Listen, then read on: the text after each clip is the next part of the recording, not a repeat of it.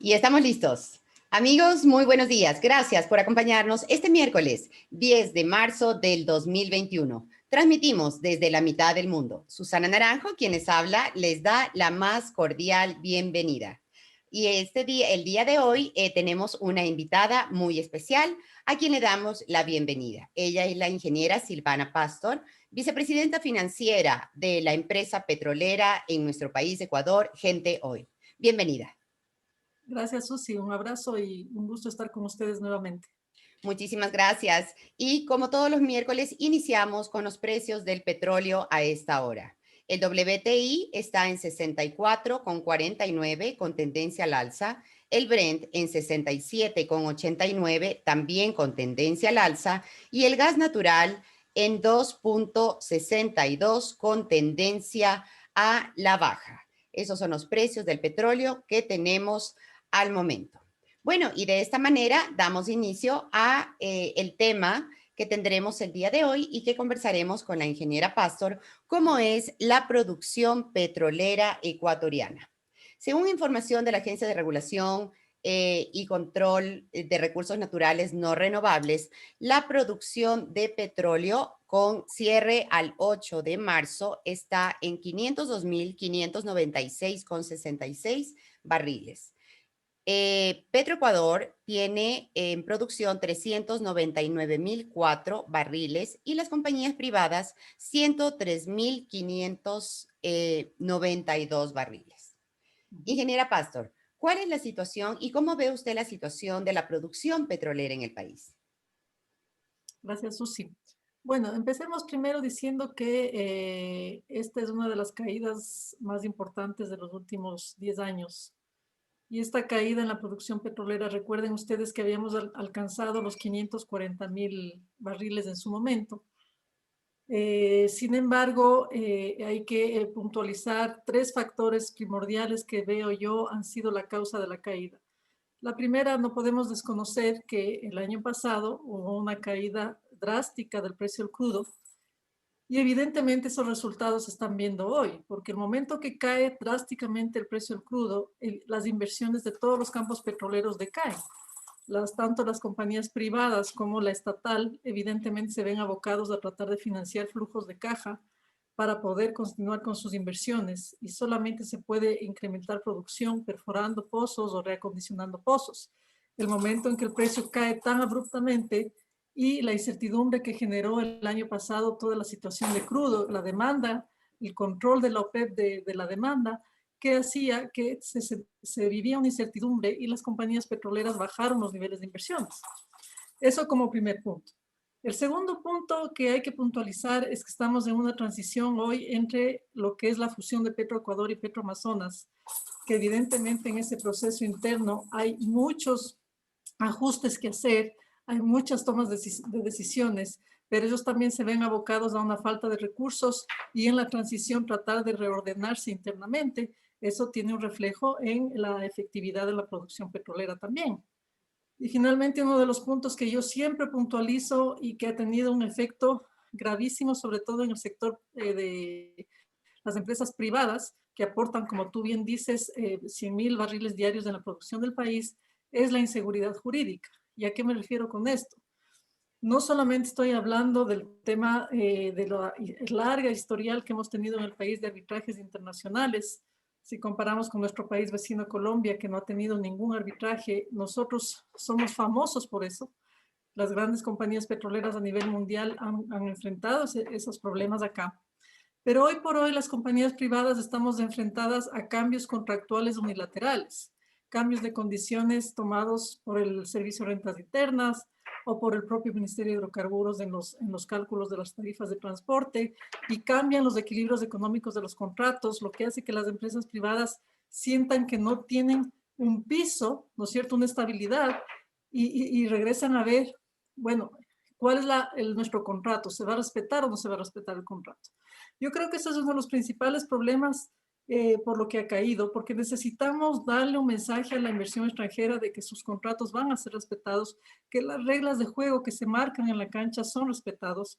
Y ahí también tienes, evidentemente, no puedo dejar de mencionar el problema del caso Singue, que para la industria petrolera ha sido realmente un tema a analizar porque se evalúa un contrato por el lado de Contraloría de una manera antitécnica, con lo cual se tendría que reflejar esas decisiones a todos los contratos. Entonces, lastimosamente, eso es lo que vive el país, cuando lo óptimo debería ser pensar en atraer inversión extranjera, en darle una proporcionalidad más alta a la empresa privada, y no solamente porque sea una empresa privada, sino por los beneficios que trae al país.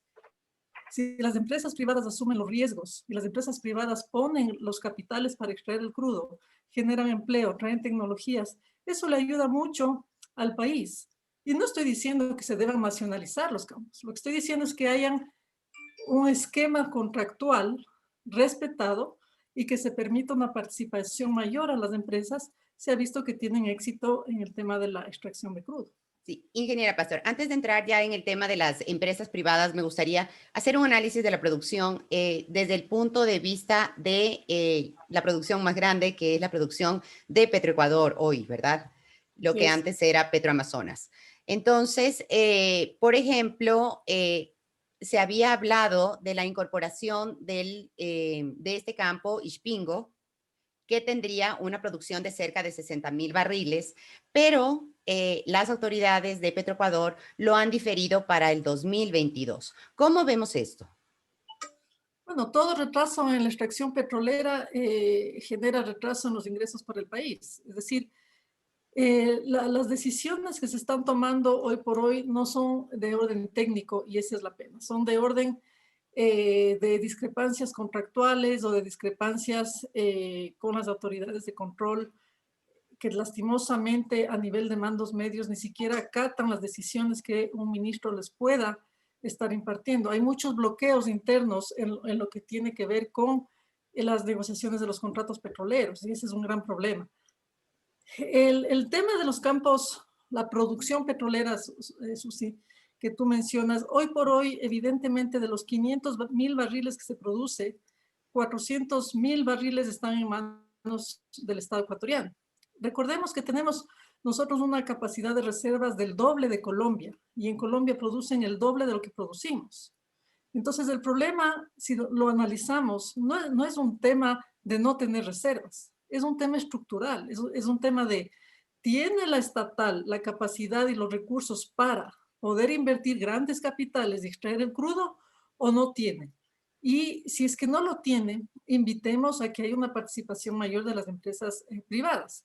Ahora, el dilatar decisiones de extracción siempre van a afectar al país, sobre todo en épocas en las cuales tú ves que el déficit del Estado es importante y la mayor contribución al Estado en los ingresos del país es la producción petrolera. Así es. Es primordial incrementar la producción. Yo creo que más allá de encontrar y tratar de ver soluciones alternas, que siempre va a ser valuable a tener ingresos adicionales, la producción petrolera hoy por hoy es el ingreso mayoritario del país. Y hoy por hoy tenemos una estructura para hacerlo. Entonces, tenemos la capacidad, como mencioné al inicio de la entrevista, ya llegamos a 540,000 barriles. Hemos bajado prácticamente 60,000 barriles diarios. Imagínate, eso significa 1.400 millones de dólares para el país. Entonces, la decisión es el Estado debe darle prioridad de recursos, debe darle infraestructura, debe darle capacidad de decisión a la estructura petrolera del país, ya sea en la estatal o ya sea permitiendo inversión adicional extranjera. Completamente de acuerdo. O sea, el problema es desde un tema presupuestario, ¿verdad? Para la estatal y también las nuevas tecnologías que deben implementarse con esta fusión entre Petroecuador y Petroamazonas. Yo creo que es el momento adecuado para que entren en un nuevo sistema tecnológico de avanzada como lo tienen otros muchos países. El día lunes, el gerente de Petroecuador, el ingeniero Maldonado, señaló que entrarán a perforar Petroecuador 8 pozos nuevos en Tambococha, pertenecientes al bloque 43 del ITT. Entonces, esta nueva, entrar a esta nueva producción también va a representar un incremento en la suma de barriles de petróleo diarios. Bueno, así es, o sea, asumiendo que la perforación sea exitosa. Recordemos que la perforación petrolera, la extractividad es de altísimo riesgo, ¿no es cierto? Es decir, los estudios que se puedan preparar desde el punto de vista geológico nos pueden dar una cierta, un cierto camino, una cierta luz, pero el momento de la perforación es cuando realmente se conoce la realidad de la estructura del yacimiento. Ahora, en el área del ITT ha sido exitoso. Ellos iniciaron con barriles de reservas estimadas de 900 millones, hoy superan los 2.500 millones, es decir, ha sido exitoso.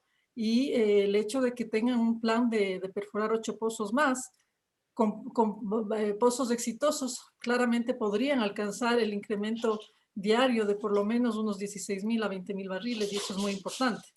Pero seguimos sin poder recuperar los 60.000 que hemos perdido. Claro, dice que, por ejemplo, en el bloque 43 tienen pensado poner 2 torres más y que eso tiene ya un avance del 76%, ¿verdad? Ujú. Que a la fecha produce 59.471 barriles diarios. Es decir, la meta que se propuso en su momento el exministro Pérez de 750.000 barriles diarios es una meta alcanzable. Es una meta alcanzable. Creo que el próximo gobierno debe también buscar esa meta, pero como digo, deben analizar de manera técnica y no política, porque el momento que entra la política, la parte técnica petrolera, es cuando se distorsionan las realidades. Y ahí es un ganar-ganar para el país, que tanto la estatal tenga los recursos para seguir desarrollando los campos que tiene, como que las privadas entren a participar en un mayor porcentaje. Ustedes ven que se traslada los riesgos a la privada, que tienen capitales que pueden poner en riesgo y que están dispuestos a venir al país y generar un aporte económico, un aporte de empleo, un aporte de tecnología, como tú bien decías, y eso es un ganar-ganar para las partes. Así es importante comentarles un dato, que la declaratoria de interés aprobada por la Asamblea Nacional en el 2013 autorizó la intervención de Petroecuador, antes Petroamazonas, en el 1 por 1000 del Parque Nacional Yasuní, que significaban 1.030 hectáreas aproximadamente. Pero luego, con la consulta popular de febrero del 2018, el área de explotación se redujo a 300 hectáreas de licenciamiento e intervención, de las cuales a la fecha se ha ejecutado 35.37 hectáreas en el bloque 43 ITT. O sea, tenemos todavía muchas hectáreas por las que, en las cuales podemos trabajar, ¿verdad? Así es, pero hay que mencionar algo importante que no quiero que se me pase, Susi. Por favor. ¿Por qué hay el retraso también en la extracción petrolera? Porque nosotros tenemos que obtener licencias ambientales, ¿no es cierto?, para poder continuar con la actividad petrolera. Y yo te voy a dar un dato que es realmente criticable, y es que las licencias ambientales hoy por hoy toman 3, 4, 5 años para ser aprobadas, unas no están aprobadas, y no se trata de que no estén bien presentadas, se trata que hay una autoridad ambiental que tiene una rotación de personal impresionante, que no solo a nivel de ministros, a nivel interno. Tienes auditorías ambientales, por ejemplo, en el caso nuestro, que van más de 8 años sin ser aprobadas. Es decir, si la auditoría ambiental o la entidad ambiental no está alineada a los objetivos con responsabilidad, porque obviamente hay que tener responsabilidad en la extracción, de poder apoyar al mayor recurso para el país, tenemos un bloqueo importante, y eso ha ocurrido en el tema del ITT, en el tema de las privadas, y eso tiene una causa que es el desconocimiento de la normativa ambiental que hay en el país, que es que controla mucho la actividad petrolera en el país. Se tiende a pensar que la actividad petrolera va en detrimento del medio ambiente, pero no se analiza la cantidad de regulaciones que se tienen, los controles, la remediación que se hace constante de los campos petroleros al área intervenida, y se sataniza la actividad. Entonces, la autoridad ambiental se ve abocada a una autoridad, un control de la Contraloría, entonces no quieren tomar decisiones y simplemente se bloquea la actividad petrolera en el país. Eso genera el retraso y eso genera también la caída de la producción. Así es, y como tú bien lo señalas, la rotación de funcionarios, sabemos que esta semana los dos viceministros de Ambiente presentaron su renuncia irrevocable, ¿no? Sí, Entonces, eso trae como consecuencia que todos los procesos que estaban encaminados, pues se detengan hasta que vengan nuevas autoridades y más aún ahora con el cambio de gobierno que tendremos ya ahora para exacto. abril. Exactamente. Es decir, son varios los factores que apuntalan a un decrecimiento de la producción petrolera y no un crecimiento de la producción. Y creo que el próximo gobierno tiene un reto importantísimo, que es descongestionar todos estos temas, que es despolitizar el sector, que es permitir la apertura a un incremento de la producción a través de inversión extranjera y evidentemente tecnificar. Yo siempre digo, generar profesionales con conocimiento de la industria en entidades de control como la Contraloría, porque si no se bloquean todos los procesos. Ya, por otro lado, el problema también que es un poquito más allá de la producción, es el tema de los contratos que se tienen con dos empresas chinas y una empresa tailandesa, ¿verdad? Para la entrega de recursos de lo que fue el tema de preventas que se han realizado. Entonces, en ese sentido, más del 50% de la producción petrolera estaría comprometida hasta el 2024, a Sí, pesar de que tenemos un diferencial bien alto en cuanto al precio, pues tenemos cerca de $65 por barril. así es. Y yo en el tema de los contratos de las preventas petroleras tengo una posición más financiera que técnica, porque tú recordarás que mi trayectoria es financiera y yo negociaba contratos de futuros cuando trabajaba en la banca. Y para mí, desde ese punto de vista, los contratos de preventa son un mecanismo de financiamiento. No es un tema que tiene algún bloqueo a la producción. Es un mecanismo de financiamiento para el país. Hay detractores del esquema, hay gente que apoya el esquema. Yo creo que simplemente la clave está en las condiciones de la negociación, pero sigue siendo un financiamiento. Entonces, esto no es que le bloquea la producción, todo lo contrario, tiene que incentivar porque, como tú bien dices, está comprometido el 50% de la producción a futuro. Ahora, ¿qué sucede con esto? Que el contrato de preventa no pone una condición de que tales o tales empresas deban producir más o producir menos, o sea, no tiene una condicionalidad en el esquema de la producción. Así. Entonces yo en algún momento expresé mi opinión de que eso no tiene nada que ver con la caída de la producción petrolera en el país. Estos contratos de preventas terminaron algunos ya, otros se renovaron en el gobierno actual, porque evidentemente han demostrado que genera el objetivo que es financiar el presupuesto del Estado. Que estemos comprometiendo producción, efectivamente estamos comprometiendo producción, pero eso lo que debería es incentivarnos a ser más eficientes en la actividad petrolera para que incrementando la producción, ese porcentaje de comprometido vaya reduciéndose y el resto de la producción vaya en beneficio del país a través de las negociaciones que hace el Estado en la venta de la producción de crudo. Así es, quisiera hacerte llegar algunos comentarios de las personas que están interactuando con nosotros a través de nuestro programa Petroenergía, que luego lo pueden ver en su página web www.petroenergia.info y a través de todas nuestras redes sociales. José Guillermo Flores felicita la entrevista. Víctor Merino nos dice, cuando usted va al cielo nublado, se prepara para cuando usted ve el cielo nublado, se prepara para la lluvia. Y aunque le agarró la lluvia fuera de casa, busca refugio. Si ya se dio la pandemia y tenemos los problemas asociados a la erosión del río Coca, entonces es evidente que tenemos que planificar y buscar inversión, nacional o internacional. Este trabajo debe hacerlo las autoridades y es importante que alguien se apersone. Debe haber un liderazgo. Totalmente, yo concuerdo con el oyente. Es hora de que el sector petrolero sea visto como lo que es, como una fuente de aporte al país, como una fuente de empleo, como una fuente de recursos para aprendizaje tecnológico, como un aporte en el principal ingreso del país, que lo único que genera es beneficio. El momento que entramos a satanizar, a politizar, a las pugnas de poder, estamos actuando en detrimento del país y de la industria. Y eso es un poco lo que yo acojo de la opinión. Hay que tener un liderazgo y un compromiso de las entidades estatales para trabajar en equipo para salir adelante en esta industria. Correcto. Diego Vinicio nos comenta, la infraestructura actual disponible es limitada y mucha de esta ya ha cumplido su tiempo de vida útil. Es un punto que no se toma en cuenta.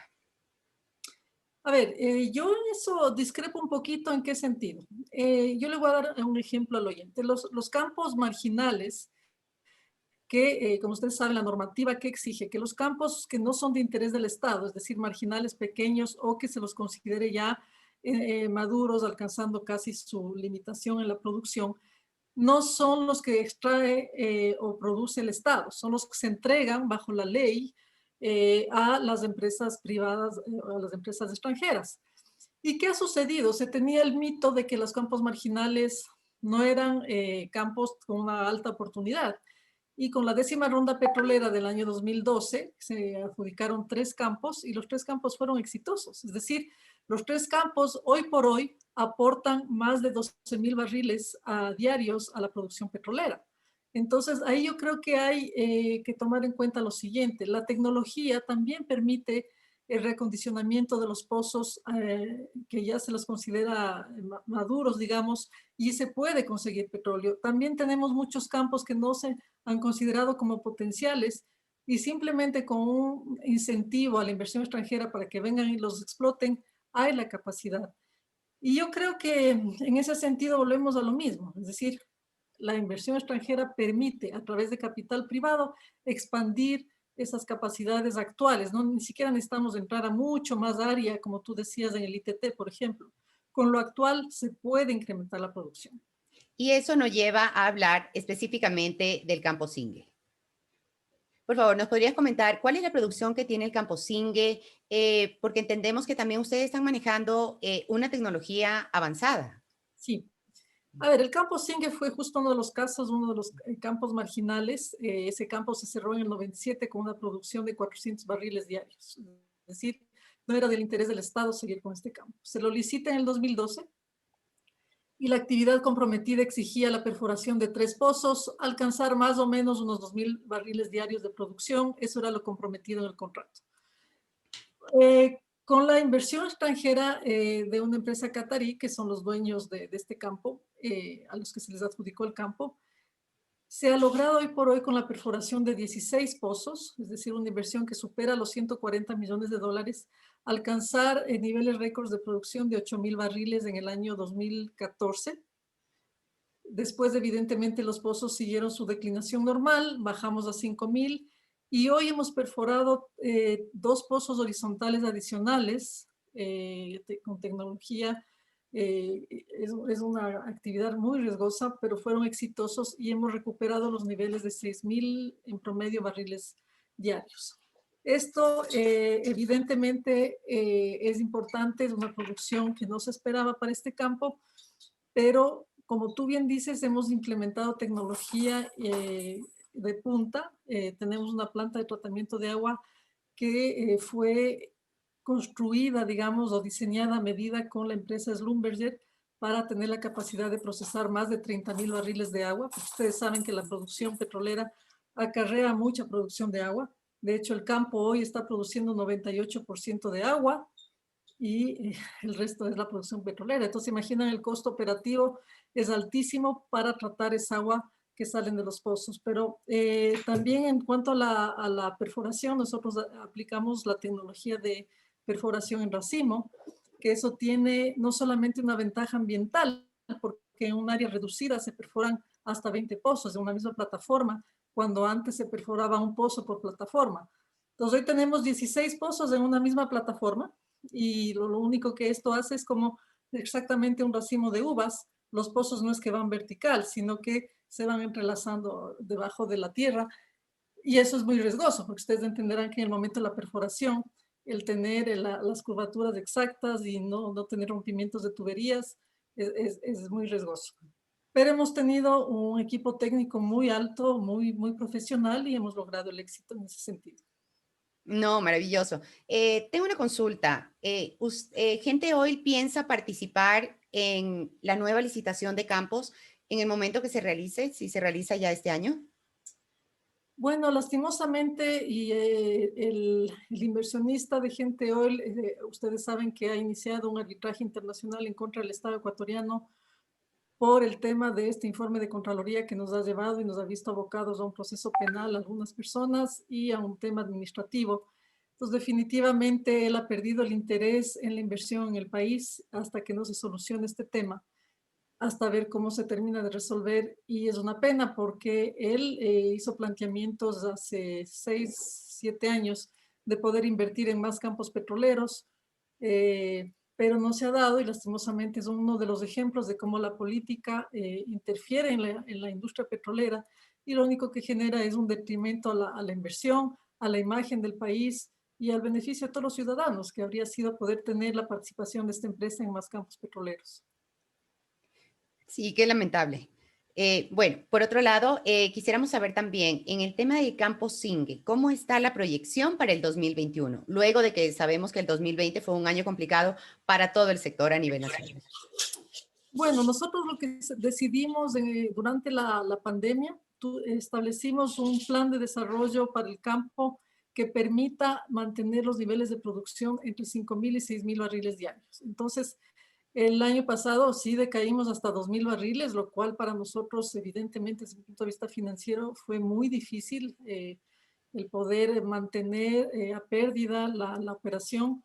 Pero hoy, ya con la perforación de estos dos pozos que te mencionaba, aspiramos a que este año mantengamos los 5.000 barriles y posteriormente tratar de seguir desarrollando el campo hasta llegar a alcanzar los 8.000 barriles, que es nuestra meta de podernos mantener en esos niveles. Es decir, los planes de análisis geológicos continúan, los planes de inversión continúan y esperemos que tengamos éxito. Ya en los últimos minutos de la entrevista, ingeniera Silvana Pastor, vicepresidenta financiera de Gente Oil, nos gustaría un mensaje en virtud de que ya estamos a un paso del cambio de gobierno. ¿Qué esperaríamos del nuevo gobierno de apoyo para el sector petrolero ecuatoriano?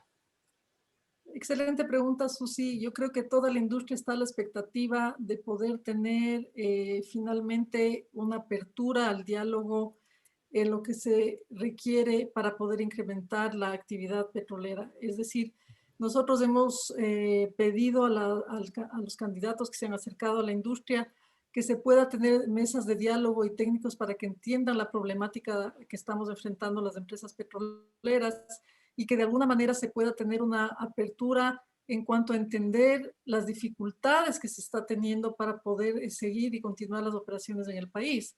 Creemos que el nuevo gobierno debe involucrarse de manera importante en entender qué debe hacerse en la industria petrolera, no solamente en beneficio del país, sino en beneficio de la industria en sí, porque la industria, como te digo, es una fuente de empleo, de riqueza, de ingreso, de aprendizaje. Hay muchos estudiantes, nosotros apoyamos mucho a los universitarios para que puedan crecer en las carreras petroleras, pero necesitan tener espacios y oportunidades de trabajo y eso solamente se va a generar con la llegada de inversión extranjera. Evaluar las modalidades contractuales, es decir, no limitarse a una modalidad y solamente esa modalidad, es decir, tener la alternativa de tener modalidades que se acoplen de mejor manera tanto en beneficios al Estado como en beneficios a las petroleras. Es decir, creo que hay mucho trabajo por hacer, pero necesitamos que las autoridades que se vayan a hacer cargo de la cartera no sean políticas, sino sean técnicas con visión de país. Perfecto, excelente mensaje. Bueno, a esta hora quiero comentarles, bueno, son las 9:01 de la mañana de este miércoles 10 de marzo del 2021. El precio del oro está en 1.716 la onza con tendencia al alza. La plata está en 26,18 la onza, también con tendencia al alza. Y el cobre está en 8.837 la tonelada con tendencia a la baja. Bueno, ingeniera Pastor, queremos agradecer su presencia el día de hoy en nuestro programa. Muchísimas gracias, Susi. Siempre será un gusto poder estar con ustedes. Muchísimas gracias. Amigos, a ustedes muchísimas gracias también por seguirnos. Recordarles que hemos realizado este programa bajo el auspicio de DC Legal. Pueden encontrarlos como www.dclegal.com y retransmitidos a través de nuestro canal aliado prensa.es. Recuerda que encuentras esta y todas nuestras entrevistas en nuestra página web www.petroenergia.info y nos encuentras en todas las redes sociales. Muchísimas gracias, que tengan un excelente miércoles y nos vemos la próxima semana. Gracias.